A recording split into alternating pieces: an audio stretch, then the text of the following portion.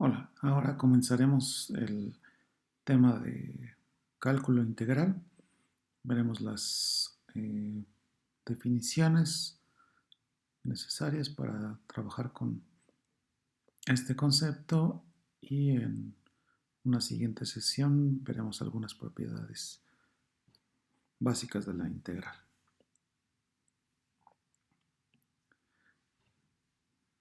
Primero, daremos una definición de la integral de una función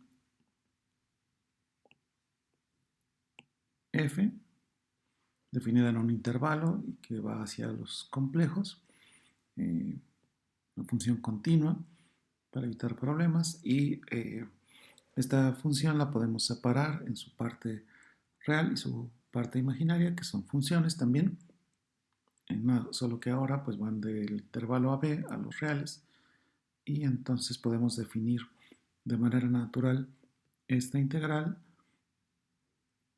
como la suma de la integral de la parte real más y veces la integral de la parte imaginaria. En la observación de abajo explicamos que estamos pidiendo la continuidad pues para evitar situaciones como las que se estudian con mayor detalle en los cursos de cálculo, cuando hay continuidad excepto por un punto o excepto por un número finito de puntos, etc. Entonces todas esas situaciones existen también aquí en el caso de los complejos, pero las vamos a evitar por lo general. Ahora, en esta sesión vamos a ver las propiedades que se deducen más rápidamente de las definiciones.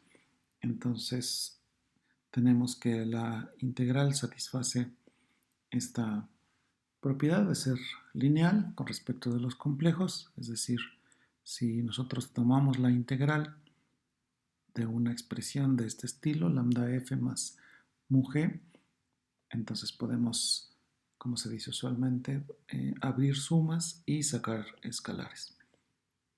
Esto se sigue, digo, directamente de la definición y también algo que se sigue directamente es que la parte real de la integral es igual a la integral de la parte real y lo mismo para las partes imaginarias. Finalmente, tenemos esta cota que vamos a utilizar con cierta frecuencia, el módulo de la integral siempre va a ser menor o igual que la integral del módulo. Ahora,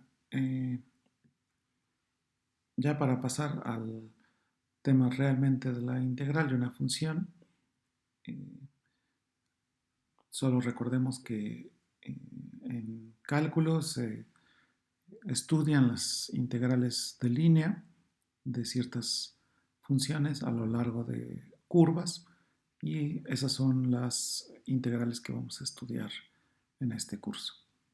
Entonces tenemos pues los siguientes ingredientes. Tenemos una función f al menos continua definida en un conjunto abierto U y una curva cuya imagen está contenida en U. Vamos a pedir que la curva sea de clase C1 y entonces la integral de f a lo largo de gamma va a estar dada por esta expresión que, digo, recuerda pues mucho a la integral de línea, ¿no? Solo que en ese caso teníamos aquí un producto escalar y aquí en nuestro caso tenemos el producto de números complejos. Otra definición que vamos a utilizar es la integral de la función f con respecto de la longitud de arco, que se denota de esta manera y pues es muy similar a la de arriba, simplemente cambiando gamma prima por su módulo. ¿Por qué se dice que esta es la integral con respecto de la longitud de arco? Si f es la constante 1, entonces esta integral no es otra cosa más que la integral del módulo de la derivada, o como se decía en cálculo, la integral de la norma de la derivada, y eso es precisamente la longitud de la curva. Ahora, de las propiedades de la primera integral que definimos, se siguen ahora las propiedades de linealidad y de aditividad para esta integral, la integral de funciones a lo largo de ciertas curvas. Entonces se cumple de nuevo que si yo tomo lambda f más mu g, funciones que puedo integrar a lo largo de una curva, la integral abre las sumas y saca escalares de esta manera. Es una cuenta directa. Y en el caso de que tengamos una curva, vamos a hacer aquí un rápido dibujo.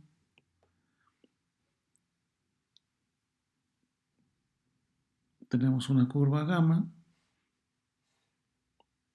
digamos que es la imagen de un cierto intervalo AB, y tenemos una partición de este intervalo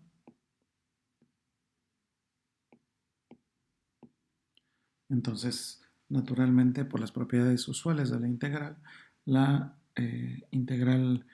de f a lo largo de gamma, pues es la suma de las integrales a lo largo de la curva restringida a cada uno de los intervalos de la partición. Y utilizando la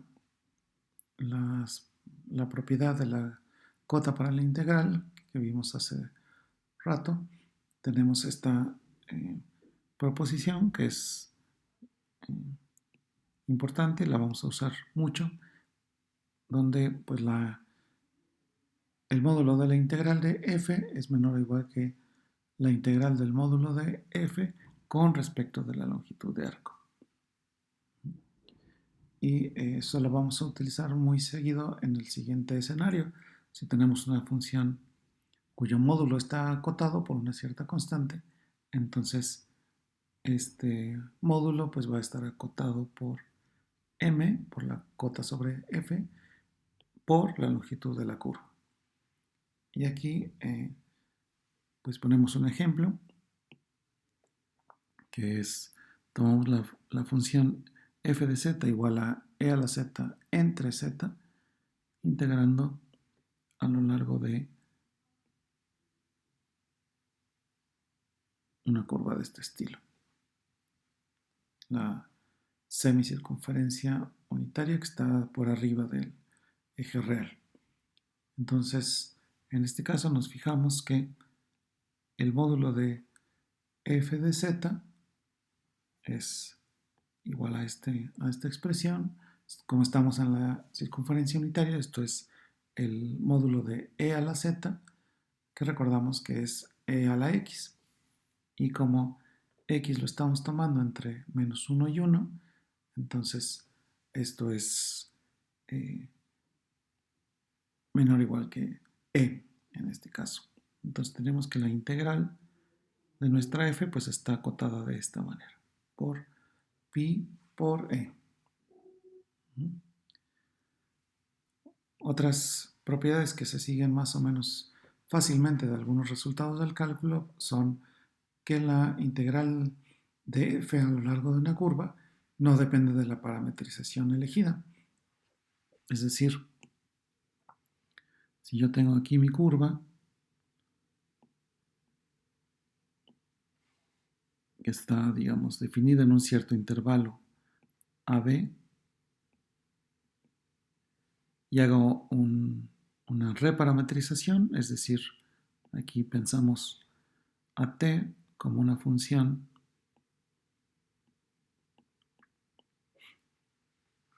en un cierto intervalo alfa, beta, con la condición, aquí es importante, de que la derivada siempre sea mayor que 0, entonces la integral de f con respecto, digamos, de la parametrización gamma es igual a la integral de f con respecto de la parametrización t compuesta con gamma.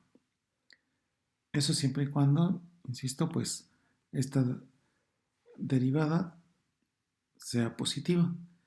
Si tenemos nuestra curva gamma y en vez de recorrerla, digamos, en esta dirección, si la recorremos en sentido contrario, entonces lo que tenemos es una curva que denotamos por menos gamma, que está aquí, y entonces la integral de f a lo largo de menos gamma pues va a ser menos la integral de f a lo largo de gamma. Estos resultados se siguen de manera directa del teorema de cambio de variable en R. Finalmente, una última observación es que definimos la integral para curvas de clase C1, pero pues podemos extenderla de manera natural a curvas que son C1 por partes, ¿no? Una curva, por ejemplo, del siguiente estilo.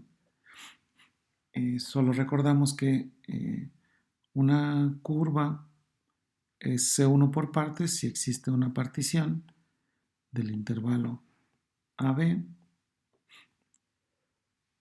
de tal forma que en cada uno de estos pedacitos